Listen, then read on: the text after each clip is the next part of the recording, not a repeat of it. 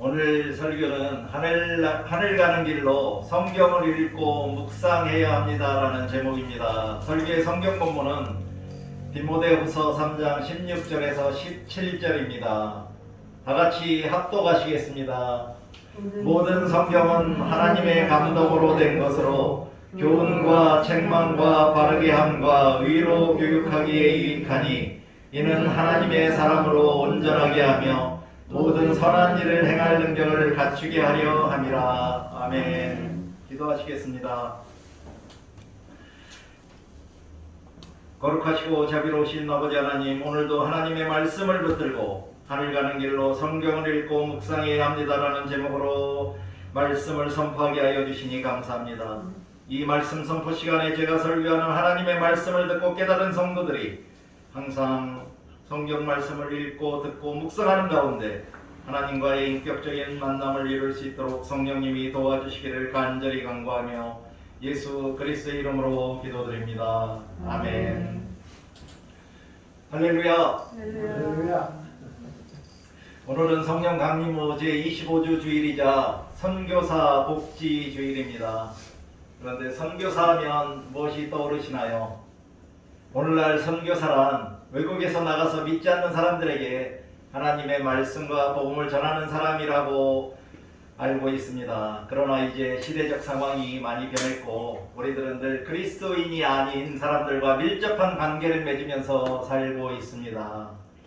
그러므로 선교사라고 하면 반드시 외국에 나가서 복음을 전하는 사람이라기보다는 지금 우리들이 살고 있는 이 나라와 지역 그리고 가정과 직장에서 하나님의 말씀과 복음을 증거하고 전하는 모든 사람들을 선교사라고 불러야 한다는 것입니다.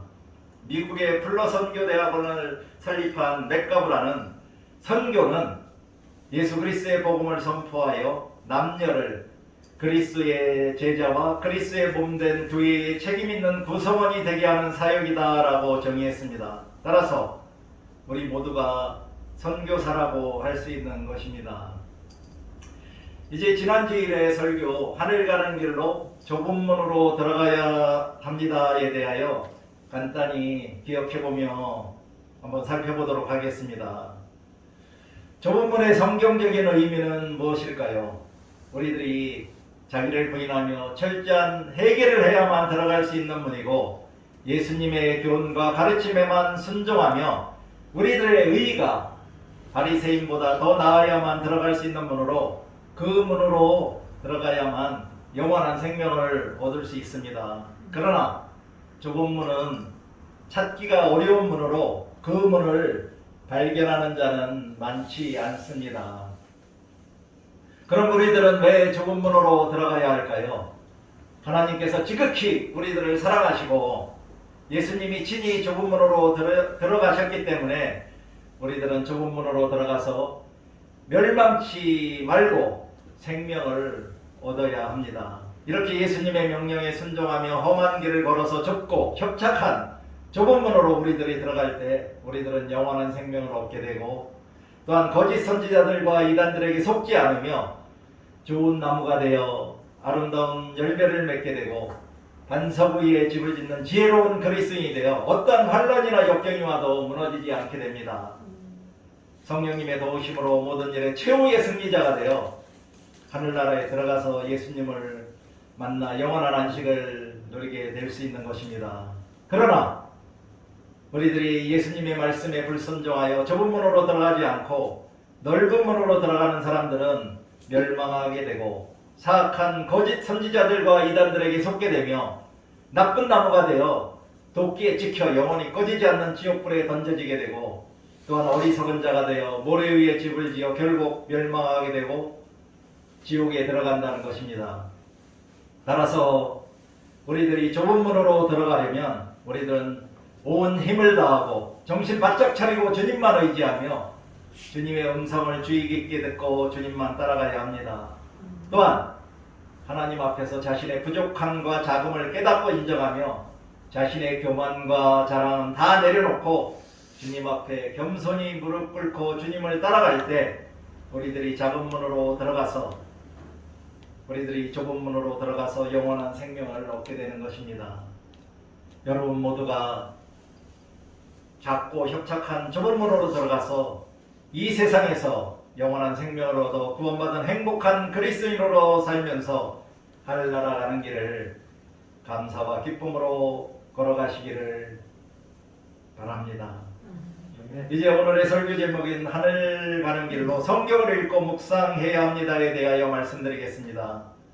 여러분들은 매일매일 성경 말씀을 읽고 묵상하시나요?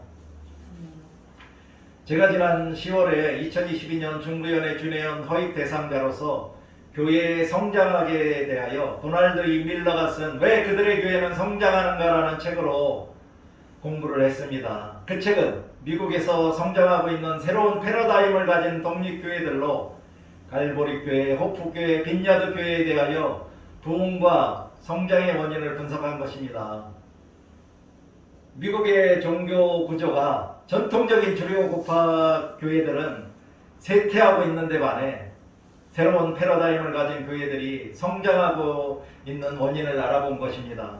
특히 보수적인 주류 교파 교회 중에서도 성령의 임재와 성령의 은사를 강조하는 교회와 교파는 크게 늘었다고 합니다. 이 새로운 패러다임을 가진 교회들의 특징으로 여러 가지가 있지만 저는 오늘 그 교회들의 성경 읽기에 대하여 함께 살펴보고 이와 같은 성경 읽기가 어떻게 우리 토당교회에 적용될 때 성장과 부흥의 동력으로 작용할 수 있을까에 대하여 여러분들과 함께 생각해 보도록 하겠습니다.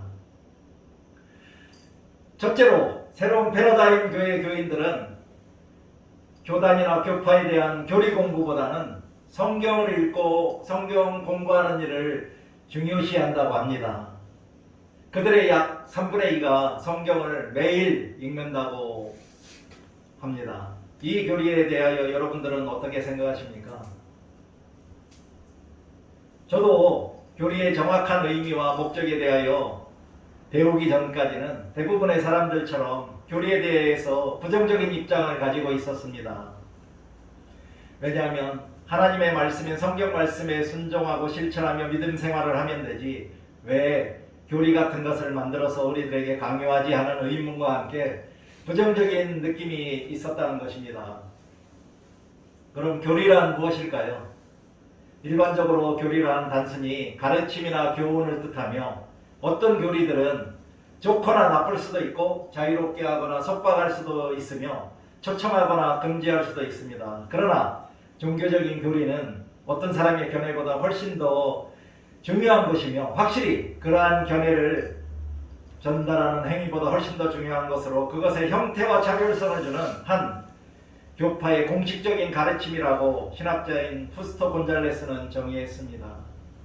그러나 대부분의 특정한 교리는 교회가 전반적으로 그것을 그 삶의 근거가 되는 복음의 필연적인 결과나 표현으로 인정할 때 교회의 교리가 되기 때문에 교리의 주된 원천은 신학적 사변이 아니라 예배의 삶이라는 점을 주목하는 것이 중요하다고 하는데 신학자들은 이 원리를 렉스 오란디 에스테 렉스 크레딘디로 기도의 규칙이 신앙의 규칙이 된다라고 말하고 있습니다.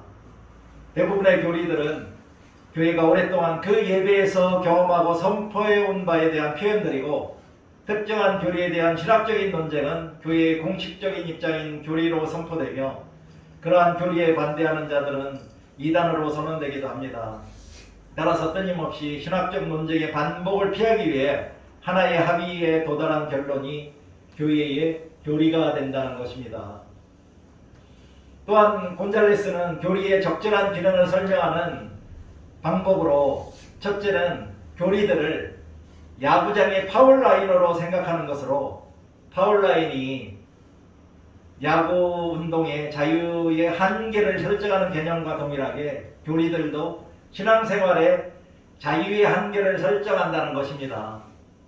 교리들은 교인들이 넘어서지 말아야 할 그 한계들이 무엇인가를 말해주는 것으로 교파의 유산이 되는 어떤 것을 강조하거나 보호하는 역할을 하고 우리들은 교리들이라는 그 라인 안에서는 자유롭게 신앙생활을 할 수 있지만 그 라인을 넘어설 때는 문제가 된다는 것으로 우리 신앙생활의 안내자가 된다는 것입니다. 또는 교리들을 절벽의 모서리에 위치한 평평한 대지 위에 설치된 울타리들이라고 생각할 수 있다고 했습니다. 울타리가 그 너머로 가면 더 이상 안전하지 않다는 것을 경고해 주듯이 교리들도 다른 사람들이 발견한 위험들에 떨어지지 않도록 알려주는 경계나 표지들로 볼 수 있다는 것입니다. 그러나 우리들은 교리를 하나님과 혼동해서는 안 됩니다. 하나님에 관한 교리를 하나님과 혼돈하는 것은 우상숭배에 빠지는 일이기 때문입니다. 또한 우리는 교리를 신앙과 혼동해서는 안 됩니다. 한 특정한 교리를 지지함으로 구원받는다고 결론을 지어서는 안 된다는 것으로 구원은 교리에 의해서 이루어지는 것이 절대 아니기 때문입니다. 이상과 같이 후스토 곤잘레스의 간추린 기독교 교리사에서 교리에 대하여 공부하고 나서는 저는 교리에 대한 부정적인 입장보다는 교리들의 유용한 점들에 대하여 알게 되었습니다. 그러므로 저는 토단 감지교회 전도사로서 가능하면 여러분들의 신앙생활에 도움을 주는 감리의 특정한 교리들에 대하여 말씀드리려고 합니다. 예를 들면 구원의 확신을 가지고 신앙생활을 하기에 설교들에서 말씀드렸듯이 감리의 창시자인 존 웨슬리가 가르쳐 주었던 구원의 순서 6단계는 모든 그리스도인들에게 참된 그리스도인이 되어 감사와 기쁨이 넘치는 신앙생활을 하는데 매우 중요한 교리입니다. 그러므로 저는 여러분들이 올바른 신앙생활의 자유함을 누리기 위해서는 파울라인이자 울타리와 같은 교리들도 배우고 알아야 한다고 말씀드리고 싶습니다. 그러나 교리에 대한 공부만 하자고 말씀드리는 것은 절대 아닙니다. 저도 부흥하고 성장하는 새로운 패러다임을 가진 교회들의 성도들처럼 모든 토단교회 성도들이 성경 읽기와 성경 공부하는 일과 성경을 묵상하는 일을 더 중요시해야 한다고 주장하는 바입니다. 왜냐하면 예수 그리스도를 믿어 구원받은 그리스도인이라고 하면서 성경 말씀을 읽고 묵상하고 듣는 그런 생활을 하지 않으면서 올바른 신앙생활을 한다는 것은 불가능하다고 저는 믿기 때문입니다. 따라서 저는 월요일부터 토요일까지 매주 11장씩 평일날 최소한 2장씩이라도 성경 말씀을 읽고 묵상하자고 매주 주보의 광고에서 권면을 드리고 있는 것입니다. 저는 목회를 시작하면서 저의 파울라인으로 2가지를 정했는데, 첫째는 어느 누군가의 신념이나 고정관념을 깨트리려고 시도하지 말자는 것입니다. 각자의 신념이나 고정관념은 각자 자신이 깨트리거나 아니면 하나님에 의해 깨트려져야 된다고 믿기 때문입니다. 두 번째는 신앙생활을 하는데 어떤 부담도 드리지 말자는 것입니다. 그러나 한 가지 예외가 있는데 그것은 바로 성경 말씀을 읽고 묵상하는 것입니다. 여러분들도 매일매일 성경을 읽고 묵상하시는 일을 하루의 가장 중요한 일과의 하나로 정하시고 실천해 나아가시기 바랍니다. 두 번째로, 새로운 패러다임 교회 교인들은 성경 이야기에 정통하고 그들의 일상생활의 지침으로 성경 말씀의 적용을 추구한다고 합니다. 여러분들도 성경의 이야기에 정통하시지요?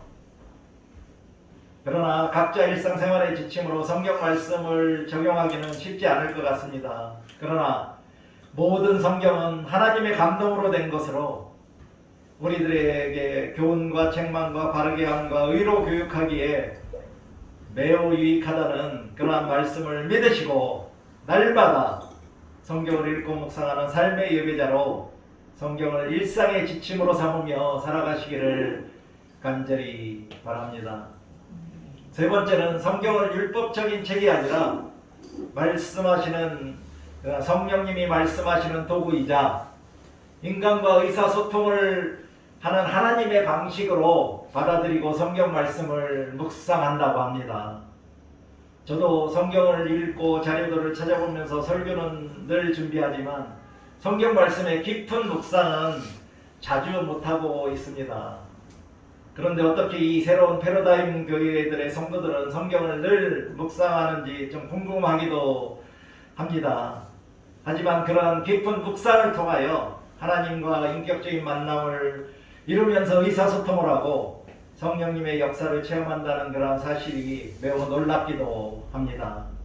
우리들도 이 새로운 패러다임을 가진 교회 성도님들처럼 항상 성경 말씀을 읽고 깊이 묵상하시면서 하나님과의 인격적인 만남과 의사소통도 하시면서 성령님의 역사를 영의 눈과 귀와 온몸으로 체험하시기를 간절히 바랍니다. 저도 앞으로는 좀 더 많은 시간 성경 말씀을 묵상하도록 하겠습니다. 네 번째는 새로운 패러다임을 가진 교회의 교인들은 자신들이 성경과의 일상적인 상호작용으로 삶의 방향을 지시받음으로 지속적으로 겸손해지고 변화되고 있다고 믿는다고 합니다. 우리들이 그리스도인으로 믿음 생활을 한다는 것은 주님과의 만남으로 이루어진 것이고, 그러한 만남을 통하여 우리들의 삶이 변화되어야 합니다. 그러나 우리들이 올바른 믿음 생활을 한다고 하면서도 우리들의 삶을 변화시키기에는 요즘 세상이 너무 복잡하고 어렵고 힘이 듭니다. 여러분들의 삶은 예수님을 만나고 나서 얼마나 많이 변화되고 있는가요? 저도 예수님을 인격적으로 만나기 전과 만나고 난 후의 삶이 너무 많이 변했다는 것을 고백합니다. 그리고 지금도 조금씩 변화되고 있다는 것을 느낍니다. 여러분들도 예수님을 만나서 구원받은 참된 그리스도인으로 각자 자신의 삶이 계속 변화되시기를 간절히 바랍니다. 특별히 겸손하고 온유한 그리스도인으로 변화되어 성령의 9가지 열매들을 풍성히 맺으면서 살아가시기를 바랍니다.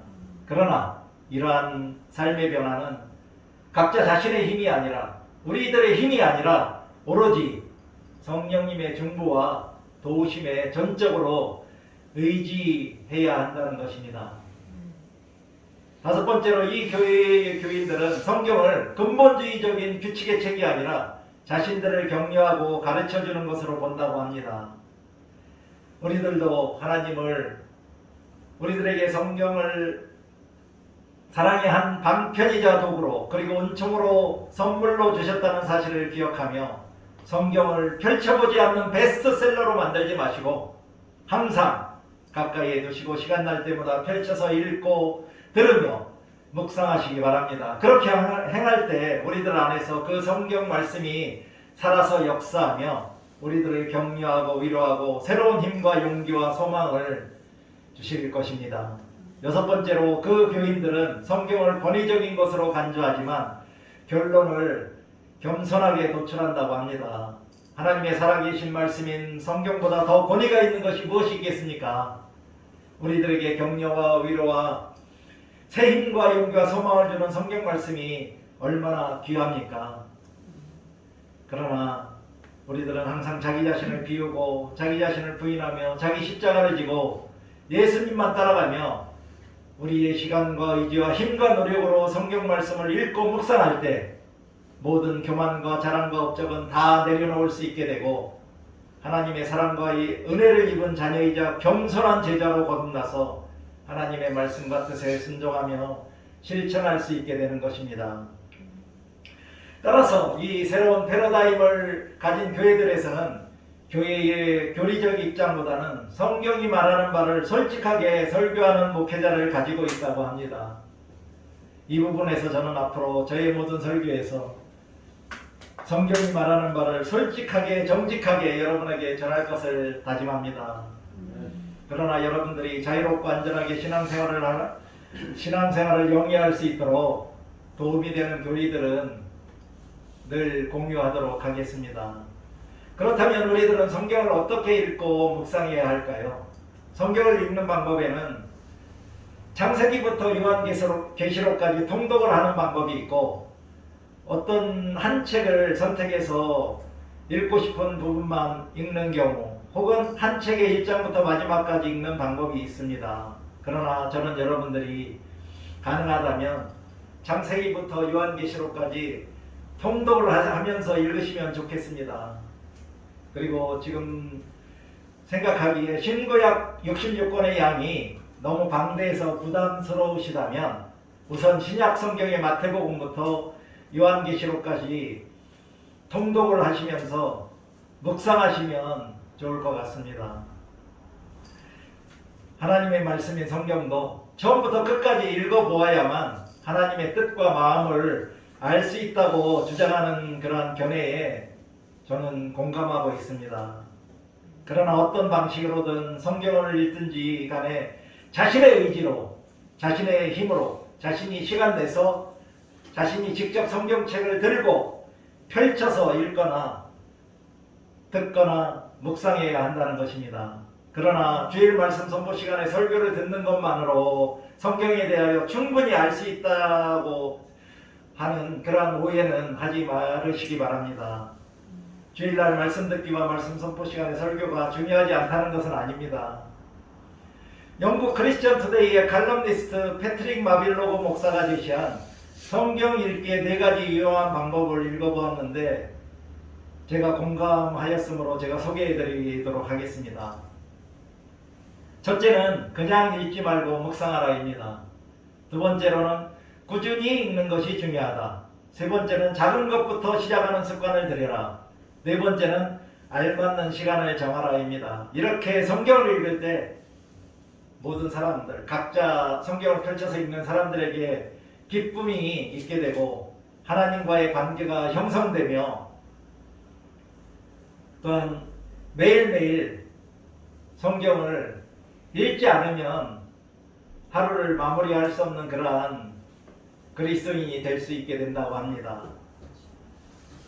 하지만 하루에 얼마 동안이나 얼마나 읽었느냐가 중요한 것은 아니고 얼마만큼 성경 말씀을 우리들의 삶 속에 적용하느냐가 중요하다는 것을 잊지 마시기 바랍니다. 제가 지난 3월 7일 주일 설교에서 성경 공부하기라는 제목으로 로마서 10장 17절에 그러므로 믿음은 들음에서 나며 들음은 그리스도의 말씀으로 말미암느니라를 가지고 설교를 했었습니다. 그 당시 제가 말씀드리기를 혹시 너무 바빠서 성경 말씀을 읽을 시간이 없다면 핸드폰에 성경 말씀을 읽어주는 어플을 다운로드 받아서 우리들이 길을 가든지 대중교통을 이용한다든지 운동을 한다든지 차를 운전할 때라도 듣기라도 하면서 성경 공부를 하시라고 권면드렸었습니다. 또한 성경 말씀을 효과적으로 읽거나 듣기를 하기 위해서는 구약성서 개론이나 신약성서 개론 같은 책을 구입해서 먼저 읽고 나서 성경을 말씀을 읽거나 들으면 훨씬 더 효과적인 말씀 읽기와 듣기를 할 수 있다고 권면해 드렸던 것이 기억나는데 아직도 이 2가지 권면은 유효합니다. 저도 굿TV에서 무료로 제공하는 어플을 다운로드 받아서 사용하고 있는데 매우 편리하고 좋아서 많은 분들에게 소개해 드리기도 했었습니다. 이상과 같이 전통적인 주류 교파교회들이 쇠퇴하는 가운데서도 성장하고 부흥하는 새로운 패러다임을 가진 교회들의 성도들에게 성경 말씀 읽기와 묵상과 성경 공부가 신앙생활은 물론 일상생활에서 엄청 중요하다는 것을 살펴보았습니다. 여러분들은 이런 성경 읽기와 묵상에 대하여 어떤 생각이 드시나요? 저는 여러분들도 이 새로운 패러다임을 가진 교회들의 교인들처럼 항상 성경 말씀을 읽고 듣고 묵상하며 성경을 공부하는 일을 날마다 중요하게 여기시며 실천하시므로 여러분들도 하나님과의 인격적인 만남을 이루시고 하나님과 늘 소통도 하시고 하나님의 사람으로 온전하게 되시어 선한 일을 행하며 거룩하고 아름다운 그러한 하늘나라 가는 길을 감사와 기쁨으로 걸어가시기를 간절히 축원합니다. 이제 잠시 눈을 감으시고 나는 이제까지 신앙생활을 해오면서 얼마만큼 성경 말씀을 읽거나 듣거나 묵상해 왔는지 되돌아보시고 앞으로는 하나님의 말씀인 성경책을 가까이 두고 늘 성경 말씀을 펼쳐서 읽거나 듣거나 묵상하면서 신앙생활을 하겠다고 다짐하는 묵상을 하도록 하겠습니다. 사랑과 은혜가 풍성하신 아버지 하나님, 오늘도 말씀 선포를 통하여 우리들에게 신앙생활을 하면서 하나님의 말씀인 성경을 읽고 묵상하고 공부하는 일의 중요성을 깨닫게 하여 주셨음에 감사를 드립니다. 이제부터 우리 모두가 하나님의 말씀인 성경을 가까이 하며 각자 자기 손으로 펼쳐서 읽고 듣고 묵상하는 가운데 하나님과의 인격적인 만남을 이루고 양선을 행하며 성령의 역사를 체험하는 참된 그리스도인이 다 될 수 있도록 성령님이 도와주시기를 간절히 간구하며 예수 그리스도의 이름으로 기도드립니다. 아멘.